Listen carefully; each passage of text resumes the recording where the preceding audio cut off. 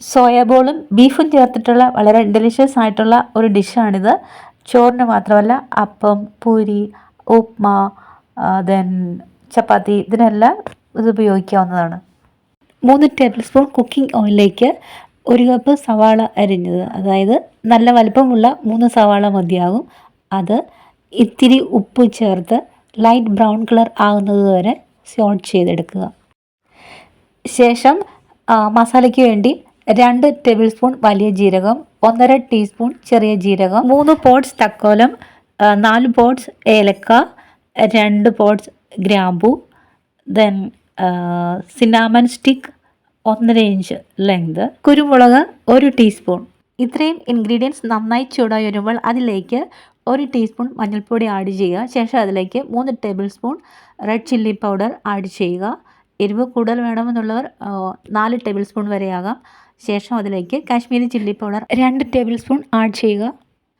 ഇനി വേണ്ടത് മല്ലിപ്പൊടി, അത് 3 ടേബിൾ സ്പൂൺ ആഡ് ചെയ്യുക. ശേഷം എല്ലാ ഇൻഗ്രീഡിയൻസും നന്നായിട്ട് ഇളക്കി യോജിപ്പിക്കുക. ലോ ഫ്ലെയിമിൽ ആയിരിക്കാൻ ശ്രദ്ധിക്കുക.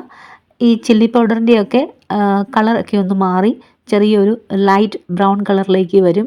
ഈ സമയം സ്റ്റൗ ഓഫ് ചെയ്യുക. തണുത്തതിന് ശേഷം വളരെ കുറച്ച് മാത്രം വെള്ളം ചേർത്ത് നന്നായിട്ട് അരച്ചെടുക്കുക. ശേഷം നന്നായി ചൂടായ ഒരു പാനിലേക്ക് കുറച്ച് കുക്കിംഗ് ഓയിൽ ആഡ് ചെയ്യുക. അതിലേക്ക് ആവശ്യത്തിന് കറി ലീഫ് ആഡ് ചെയ്യുക. അതല്ലെങ്കിൽ സർവ്വസുഗന്ധിയുടെ ഇല, കൊറിയണ്ടർ, മല്ലിയില ഇതിലേതെങ്കിലും ഒന്ന് ആഡ് ചെയ്ത് നന്നായിട്ട് സ്റ്റർ ചെയ്യുക. ഇങ്ങനെ ഇലകൾ നമ്മൾ ആദ്യം എണ്ണയിലേക്ക് ആഡ് ചെയ്യുമ്പോൾ കറിക്ക് നല്ലൊരു ഫ്ലേവറും ടേസ്റ്റും ഒക്കെ ലഭിക്കുന്നതായിരിക്കും.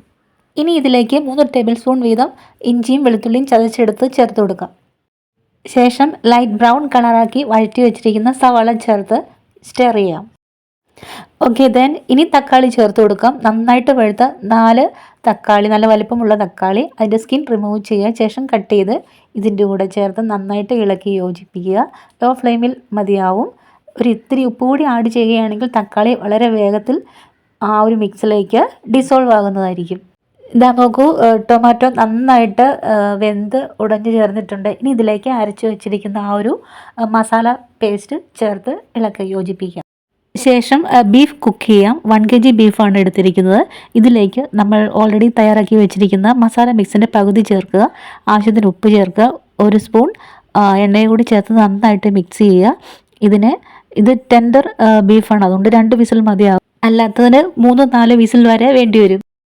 സോയാ ചങ്ക് ഉപ്പ് ചേർത്ത് കുക്ക് ചെയ്യുക. അതിനുശേഷം ചൂടുവെള്ളം ഡ്രെയിൻ ചെയ്ത് കളഞ്ഞതിന് ശേഷം നന്നായിട്ട് തണുത്ത വെള്ളം ഒഴിച്ച് നന്നായിട്ട് പ്രസ് ചെയ്ത് വേണം ക്ലീൻ ചെയ്തെടുക്കാൻ. ഇങ്ങനെ പലതവണ ചെയ്യണം. അങ്ങനെ ചെയ്യുമ്പോൾ ഇതിൻ്റെ ഒരു അൺപ്ലസൻ്റ് ആയിട്ടുള്ള ആ ഒരു ചുവയും സ്മെല്ലൊക്കെ മാറിക്കിട്ടും. അതിനുശേഷം പാനിൽ മാറ്റി വെച്ചിരിക്കുന്ന മസാല മിക്സിലേക്ക് ഇതിനെ ആഡ് ചെയ്യുക. നന്നായിട്ട് ഇളക്കി യോജിപ്പിക്കുക. ഒരു 5 മിനിറ്റിന് ശേഷം മാത്രം കുറച്ച് വെള്ളം, ഇതാ കണ്ടില്ലേ, ഇതുപോലെ കുറച്ച് വെള്ളം മാത്രം ഒഴിച്ചു കൊടുക്കുക. ചെറു ചൂടുവെള്ളമാണ് ഒഴിച്ചു കൊടുക്കേണ്ടത്. ഇനി നിങ്ങൾക്ക് വളരെ ഡ്രൈ ആയിട്ടുള്ള ഒരു ഡിഷാണ് വേണ്ടതെങ്കിൽ ഇത്രയും പോലും വെള്ളം ഒഴിക്കേണ്ട ആവശ്യമില്ല. ഇനി ഇതിനെ ലോ ഫ്ലെയിമിൽ വളരെ ചെറുതായിട്ടൊന്ന് തിളപ്പിക്കുക. ഇതുപോലെ വെള്ളമൊക്കെ നന്നായിട്ട് വറ്റി കുറുകി വന്നിട്ടുണ്ട്. ഇനി ഇതിലേക്ക് കുക്കായിരിക്കുന്ന ബീഫിനെ ചേർത്ത് കൊടുക്കാം. ഓക്കെ, ഞാൻ ബീഫ് ആഡ് ചെയ്തു. 2 ടേബിൾ സ്പൂൺ ഗരം മസാല ചേർത്തു. നന്നായിട്ട് ഇളക്കി യോജിപ്പിച്ചു. ഉപ്പ് ആവശ്യമെങ്കിൽ ചേർത്ത് കൊടുക്കുക. അതുപോലെ തന്നെ ഇതിലേക്ക് 1 ടേബിൾ സ്പൂൺ പഞ്ചസാര കൂടി ആഡ് ചെയ്ത് നന്നായിട്ട് ഇളക്കുക. കറി ലീഫ് വേണമെങ്കിൽ ആഡ് ചെയ്യുക. ശേഷം ഇതിലേക്ക് 1 ടേബിൾ സ്പൂൺ എണ്ണ കൂടി നന്നായിട്ട് ഒഴിച്ചു കൊടുക്കുക. തിളപ്പിക്കുക. ഇതുപോലെ കുറുകി വറ്റി എണ്ണയൊക്കെ മുകളിൽ തെളിഞ്ഞു വരും. ആ അവസ്ഥയിൽ നമുക്ക് സ്റ്റൗ ഓഫ് ചെയ്യാവുന്നതാണ്.